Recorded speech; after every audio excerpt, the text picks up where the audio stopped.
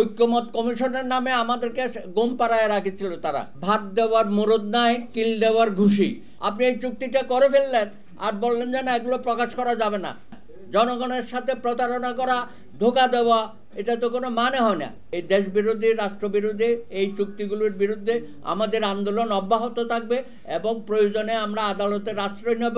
বন্দরকে নিয়ে বহু ধরনের ছিলিমিনি অতীতেও হয়েছে। অনেক গণতান্ত্রিক সরকারের সময় আমরা দেখেছি, বিএনপি বলেন, আওয়ামী লীগ বলেন, তারা এই চট্টগ্রাম বন্দরকে দীর্ঘমেয়াদী 100 বছরেরও বেশি সময় ধরে লিজ দেওয়ার একটা পরিকল্পনা করেছিল। তো হাইকোর্টে মামলা করে, হাইকোর্টে আমরা একটা রায়ও পেলাম। সেই রায়ে তো ওই বাতিল করে দিল তখনকার সময়ে। আবার সেটা আপিল বিভাগে গেল। আপিল বিভাগে গেল, তখন সরকার এসে বললো যে ঠিক আছে, আমরা 100 বছর না, আমরা 50 বছর দেবো। হাইকোর্টকে বললো আর কি। তা সেটা কোর্ট অ্যালাউ করে নাই যে কোনো ধরনের চুক্তি এই বন্দরকে নিয়ে হবে না। শেষ পর্যন্ত আমরা অ্যাপিলেট ডিভিশন পর্যন্ত দিতে সেই সময়ে পাশাপাশি আন্দোলনও ছিল রাজপথে। ভাত দেওয়ার মুরদ নাই, কিল দেওয়ার ঘুষি।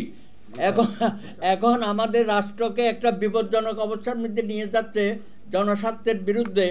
গত 1.5 বছর ঐক্যমত কমিশনের নামে আমাদেরকে গম পাড়ায় রাখেছিল তারা, কিন্তু আমাদেরকে ওখানে ব্যস্ত রেখে ভিতরে ভিতরে এইসব কর্মকাণ্ড করছেন। আর আপনি কারণে অকারণে বিদেশ সফর যাচ্ছেন, আর আয়সা বলছেন যে বিরাট বিরাট পুঁজি আসতেছে। কই, জাপান থেকে কোনো পুঁজি পেয়েছেন এর মধ্যে? কিন্তু আয়সা গালবরা বুলি করলেন, এইখানে যাচ্ছেন, ওখানে যাচ্ছেন। লন্ডনে গিয়া বললেন যে ওখানে বিভিন্ন ধরনের ডিল করবেন, পরে দেখা গেল যে না, ওটা একটা ব্যক্তিগত সফর ছিল। আরে ভাই, গত 17 বছর তো এগুলো আমরা দেখেছি। তোমাদের কাছ থেকে তো আমরা এগুলো আশা করি না। জনগণের সাথে প্রতারণা করা, ধোঁকা দেওয়া, এটা তো কোনো মানে হয় না। আপনি এই চুক্তিটা করে ফেললেন আর বললেন যে না, এগুলো প্রকাশ করা যাবে না।